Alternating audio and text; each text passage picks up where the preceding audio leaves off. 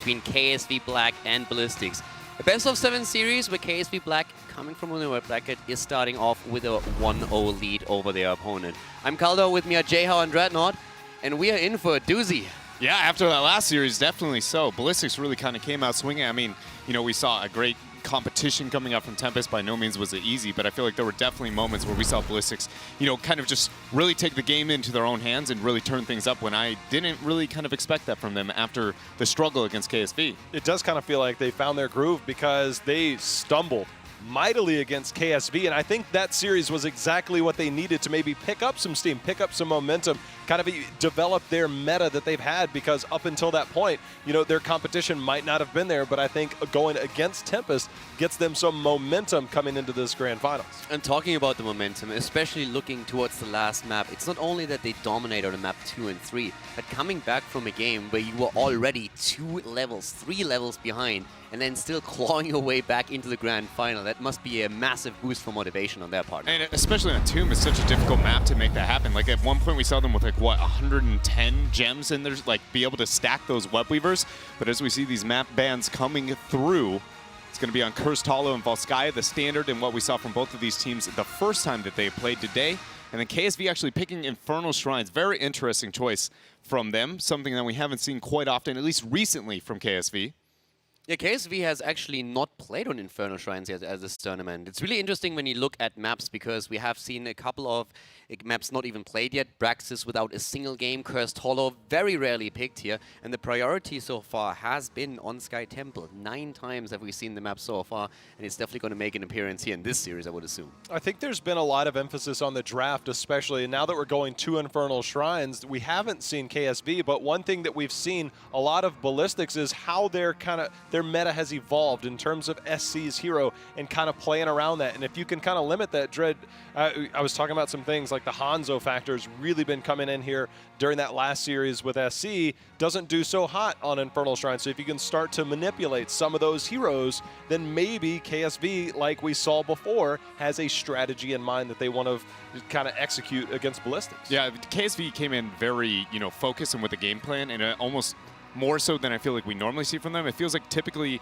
at other internationals even, that they kind of just show up and it's like, we're going to be the better one, we are the best. But this is one of the first times where it feels like they put a lot of thought into some of the strategy. I feel like it all started with that curse ban into the Volskaya pick, and from that point on, they have just looked like a titan. When we're talking about hero dominance and also priority, one of the heroes that stood out to us a lot on the desk when we were casting last series was ETC, who all of a sudden had a massive impact today and has actually not lost a single map today. I think he's sitting at 7-0 just today. Was very impressive, and we haven't seen ETC this much. So now KSV Black looking at this series, how is that all of a sudden changing their plan for this? It does bring up an interesting point, because coming from the Western scene, we're all like, where is ETC? Yeah. We know he's a strong hero. But, you know, the Garrosh factor that kind of came in, the Tyrael factor that's been there, maybe we'll continue to see, you know, the resurgence of the ETC as we get this first draft underway. I have taken away here for Ballistix. KSV sticking to the Uther removal that we saw from them earlier in the winner's bracket. Malfurion first pick. Not too surprising here for Ballistix with that kind of adjustment into the Uther and the priority there. What are we going to see for the response, though, here for KSV? I think when I think about this, the more I look at the way Ballistix drafts is they're a very traditional style in that they like to have a lot of double range, double front line without a lot of dives. Sometimes they can go into the gray main, but if KSV wants to play around that, we've seen the Junkrat come out, and this is a good map for him. But also the Stukov, if you need to have that, it controls that front area. You don't have to worry about the flank positions that Ballistix tends to not have a lot of. Genji Garrosh rather than the kind of more traditional Tyrael that we've seen out of this Eastern Clash, or at least from most of the matches of KSV. I do like the pickup, though. Garrosh was high priority for Ballistix and KSV in the last time they matched up, and taking away a little bit for the Malfurion, and it deters a Tyrael pick, or at least makes it a little bit less optimal by picking that up highly here for them. It's going to struggle a little bit with macro, at least in the 1-2 coming out from them, something Ballistix might try and capitalize on here. We even got a rare Dahaka today in this tournament. It might be something that kind of shows up. Yeah, Jongha several times with the hero, and he was known last year already for it, shutting down Rich in particular as this game unfolded just a few months ago.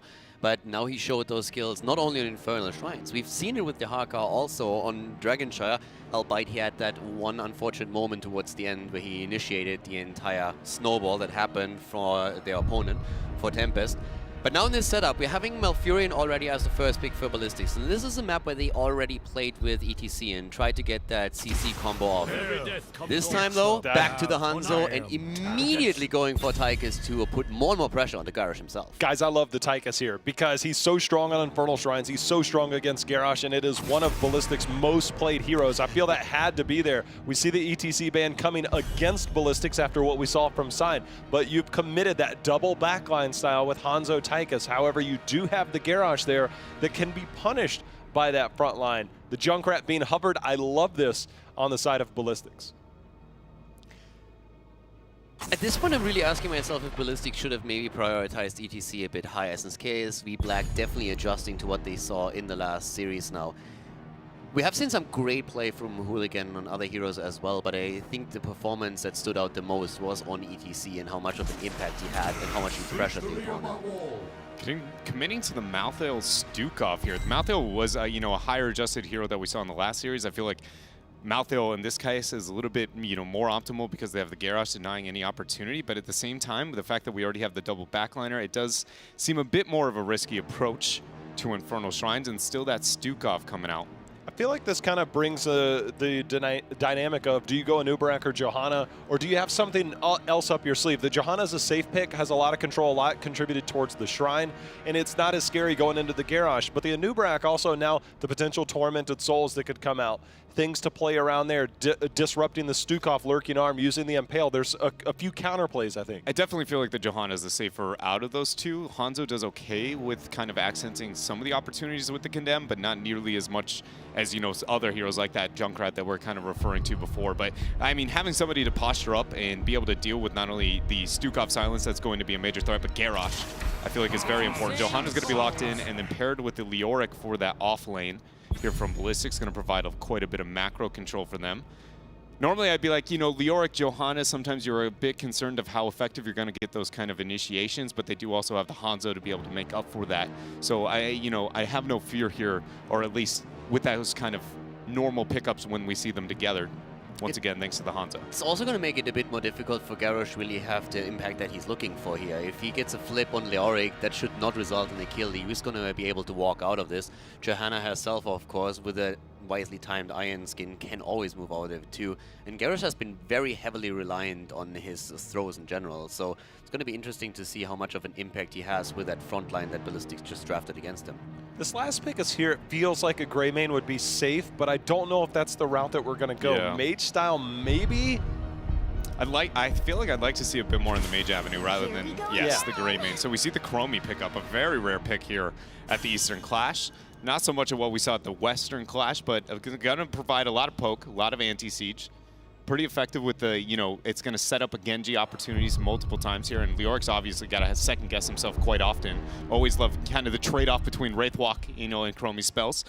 I like it a lot more than Greymane. Greymane, he does well with the siege and everything. I like some of the adjustments we've seen to the cocktail build.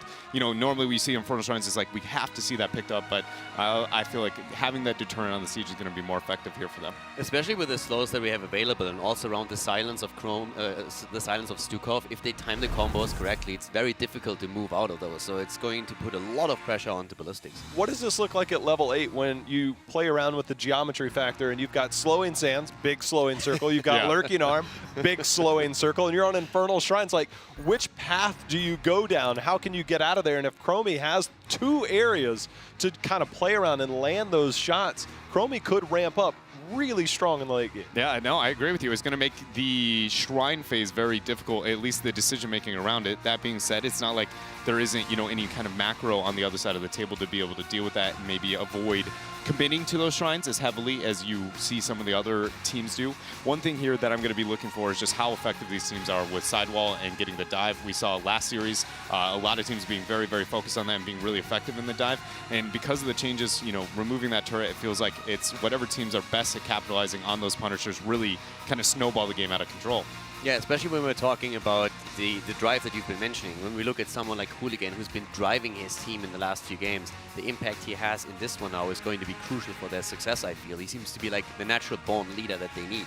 But KSV is the one that everybody thinks is going to take this. I mean, the huge favorite heading into the series from the winner bracket, of course, as well, which gives them the advantage in the best of 7. Especially after the series earlier, it's hard to deny the performance that KSV has had up until this point. But again, Ballistix, I feel they kind of rediscovered themselves in this because everybody kind of came in playing their normal heroes, but it wasn't quite working. And I think Ballistix now will have a second shot here against KSV, and momentum, as you said, that last game, huge uptick. I saw nothing but smiles on the faces of the Ballistic players. All right, well, we are about to get ready for game number 1 again here in the grand finals between Ballistix and KSV on Infernal Shrines.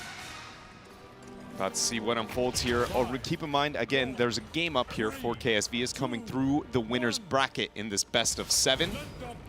Dread, this is big time. I mean, Ballistix, KSV, this is a rival that has stood the test of time. No matter where the roster changes come in, no matter the different power levels of these teams, they somehow always put on these fantastic series at these events, whether it's the Eastern Clash or anywhere else. But we get ourselves a treat here as our best of 7 will feature the 2 Titans of Korea. Team is going to face up in mid. A lot of damage there from SDE onto Reset. Able to kite out there, get out of that spray and pray. Nice flip over onto Johanna. Hooligan, I don't believe has used the Iron Skin quite yet. Got to get them and be able to walk right on out of this. But the skirmish on mid, definitely a win here for KSV. Not an advantageous trade on the side of Ballistix. I think it's always a win, too, when you add the Chromie factor. Again, the Chromie, once she gets stacked up, and in Infernal Shrines, you've got a lot of areas we can poke into. Jung Ha gonna be first blood there. I'm thinking, man, you know that Dragon's Eye is coming. That big bomb is coming. You gotta end that Wraithwalk a little bit early, but first blood here. Yeah, and one thing also that you notice with the positioning of the Chromie is make sure the body gets into an area to where she was able to throw out the Q, and if he drops it right there, it doesn't matter. It's at least the Q damage is gonna come in. They're always gonna get that damage out, and that was some of the trade-off we were talking about with the Chromie into Leoric. It's very difficult. Leoric struggles into poke itself, but then with the predictability of sitting still through the Wraithwalk, you know you can get that damage out and force a very early, initiation out of the Wraithwalk, and that really is the tool that keeps him alive. Somebody who's going to need to keep alive, though, is Tis. Using the armor, nice route here from KSV. Turn around, Sake with that silence, 1-for-1 trade so far as Chromie's looking to make it rain. They're looking to make it rain indeed. Reset trying to get behind the wall, does make it to safety as SDE turns his attention back towards the camp. And Ballistix coming in very aggressive. You think about the composition here between the Malthael, Genji, Chromie. They have strong individual ways to develop, but it seems like this early game of a Tychus trying to rip through that health pool of something like a Garrosh on the front line, they feel safe with that early NV. Yeah, they do feel, that's the second time actually we've seen Tychus get really, really ambitious with the positioning and the offensive trade into KSV. It's going to get a lot better now that we've hit the level 4, having the opportunity to move into bigger AR. That's one of those situations where Tychus actually has some of the earlier power spikes compared to every other ranged assassin. So if you see any kind of success before that point, you know it's going to get a little more Mark Grim post 4. And I'm surprised to see them be that offensive with a Tychus without that talented. And the thing is, I'm also surprised to see them that aggressive because it's Ballistix. That's not normally their MO of just like, hey, look, we're coming in straight out of the gate for an invade. Speaking of coming in for an invade, Tis is like, get off my point, I'm throwing it out. Here's the lurking arm, it's going down. Iron Skin was used before. So Tis, all of a sudden, Tis gonna get caught in there. The roots are there. He's trying to walk away. Sake had enough heals there. The arrow goes out. Not enough damage. And for a moment there, actually, Reset was expecting the retreat on SC, and the Groundbreaker came out from Tis to be able to get the lockdown, but because he expected that retreat and you saw the interrupt and the knock-up, it actually caused a bit of anti-synergy, missed the Dragon's Eye, unable to get that kill immediately. That was why KSV felt so confident to start out that fight, something that we can expect them to clean up, as KSV right now cleaning up these skeletal defenders. Kyocha getting a small lead for his group. Small lead. Malthael doesn't have that super quick clear, but that of Ballistix with the Tychus will definitely look to bring this back as they've now given themselves a little bit of a lead. SC is very deep, eating quite a bit of damage as Rich is on that backside. You see the stun as well. Tist going in, trying to get the stun, trying to get the slow. SC still has not made it out of here. Uses that natural agility to safety. while the rest of his team trying to save him, and now Hooligan is going to go down here, Dre. Giving a reset now over to Rich. Jung Ha trying to cut out. He lands onto the time trap. Tip's actually moving over to the rest of the team there. A lot of damage onto him, but using that armor, the healing, and the sustain coming out from Sake to keep himself up. That was a moment where they definitely thought we would see them capitalize on that time trap hit, but Tis obviously having a different mentality here. 25 to 25 on the skeleton defenders. Jung Ha trying to get that drain life onto Tis and get the kill, but he gets the kite. Nice use of the heal there. And this is just KSV baiting Tis over and over again. This is not just two teams that are just, oh, look, there's 4 kills to 1. Things are mistakes. This is 2 teams that are throwing haymakers right now as we have started off early. We are talking 4 kills to 2. Everybody is literally giving their best shot. SC 37. Is in trouble. Rich, is he going to go in for it? He will not. As you can see, Magi coming over, and Dread, just like that on the back end of things, as you pointed out, Ballistix snuck in this first Punisher. Yeah, they used the old school original Infernal Shrines duo to clear that one up. Johanna Leoric. It doesn't function in the same manner it used to, but it used to be the go-to strategy here. Punisher now picked up, baited over the wall from Tis, going to use Indomitable to make sure he keeps himself alive out of the situation. Generally speaking, though, this is a early Punisher. Front walls and a little bit of damage onto the fort is going to be most optimal. Ballistix, though, 5-man clumped up, is going to look to get aggressive here, abuse the Punisher leap, and this is likely going to be a very early fort. Chromie not getting that anti-seed we generally see.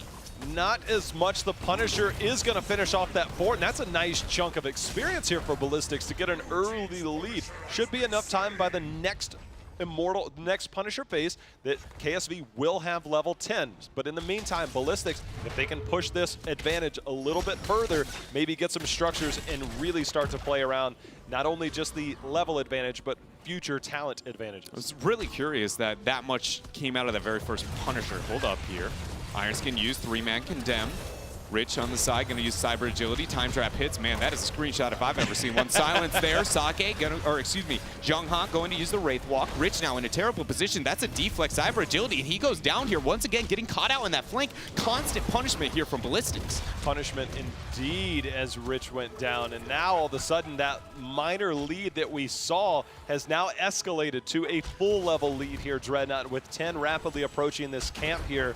And the wall already down. Ballistix might be looking to snowball this early by taking a second fort. They'll have to wait for those minions to push in. Jung Ha prepping that mid lane. Got to rotate down. They're looking for this bottom fort. Yeah, very clean preparation of the map for this major power spike that they have here. Getting that pressure through mid, it makes it an easy transition to use the Impalers to confirm this bottom fort. And 2 forts here before the secondary Punisher phase is a very impressive start for Ballistix. KSV in the meanwhile to try and stop the bleeding, looking to get this Shaman camp as they know we are about to round that second Punisher and Shrine phase. Right now with 11 here, KSV, they need this timer for this next Punisher to show up soon, because that 11 to 12 to 13, depending on this, we don't have the Dahaka in play, but you still have that Leoric factor that can kind of play between that mid-top, try and get some soak in, and maybe if it stalls out a little bit, push towards 13 and really start to get the advantage towards Ballistix. But to see Ballistix with this early lead, Dreadnought, despite being down in kills in that, they just seem to have had the more valuable moments when they obtain those kills. We saw for a moment Ballistix was holding on to both Hanzo and Malfurion heroics, and I was like, are we going to see something a little bit wild here from Ballistix? But we stick a bit to the norm. Obviously, Malfurion sitting at more of a, multi-viable heroic opportunities here between the Tranquility, which is where we did end up landing.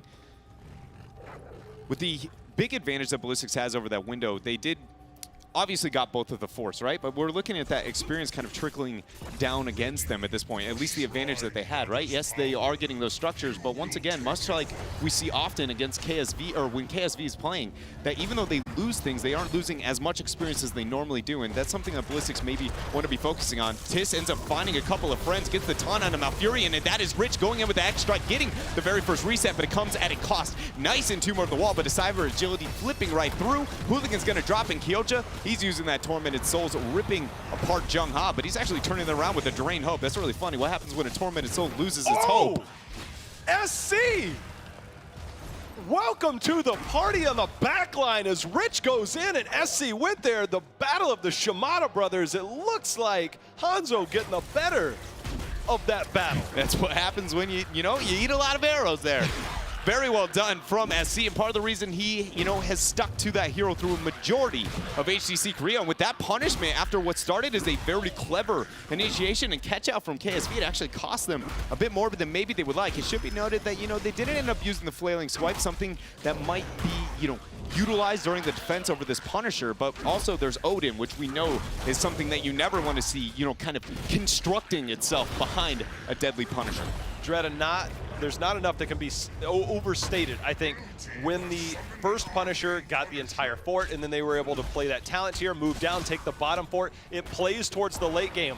Except the late game has been accelerated here because that bottom lane is open. The Punisher is here, and as you said, Odin will be available. Now we are talking about a keep being threatened here. KSV has to be very careful with their defense here, and they've got to bait this out as best they can. Look for the Odin here in a moment. A lot of damage there, and Tomb and the Punisher going through. Cleanse has already dropped. Tish trying to make something happen here. Jungha falling pretty low. Tormented Souls still getting the damage out. Chromie throwing out the spells, but not hitting the targets they want. X-Strike is used. Rich very low, but he ends up dropping there thanks to the flashlight, actually.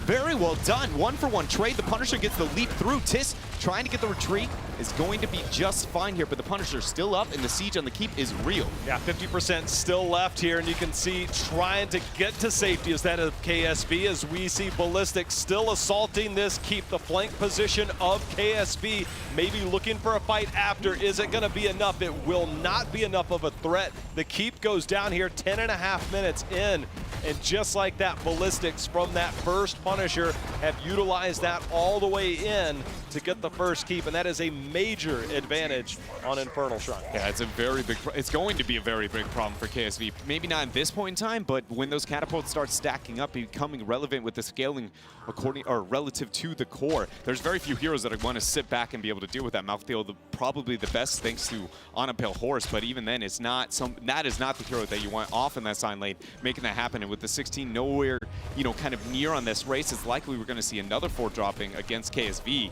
And the fact that they went into the Chromie pick, hold up here, Rich, you should have the cyber agility if necessary, unless he used it before.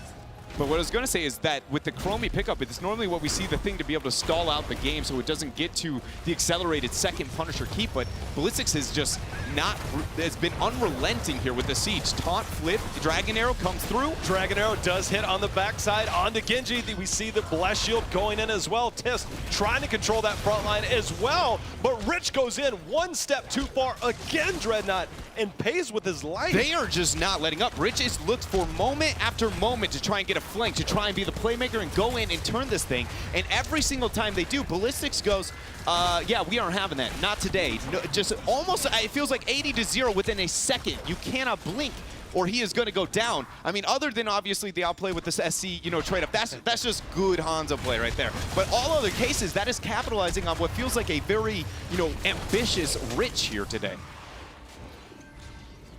Ballistix taking the Shaman camp away from KSV. We will have a Punisher in the middle for our next Shrine phase. KSV desperately needs to hit 16. If they get behind on the Shrine, if it pops up here early, the Odin can be that finisher to poke from afar, things of that nature. So KSV, when they hit 16 Dreadnought, they better hope that the timing is right, and they've got to start turning some of these fights into actionable things to do after, like getting the Punisher, pushing these lanes, because every single fort on the side of Ballistix still stands.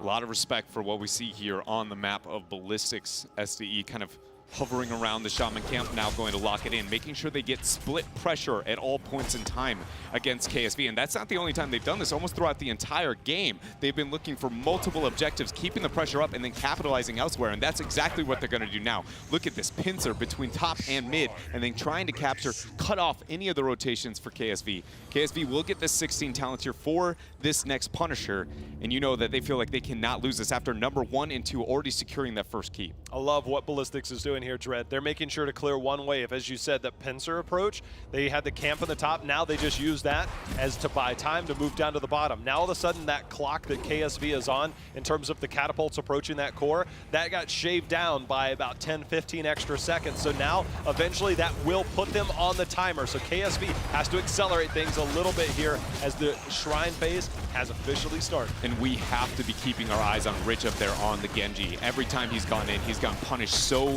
very heavily by Ballistix. He goes in here, not going to get any damage taken quite yet.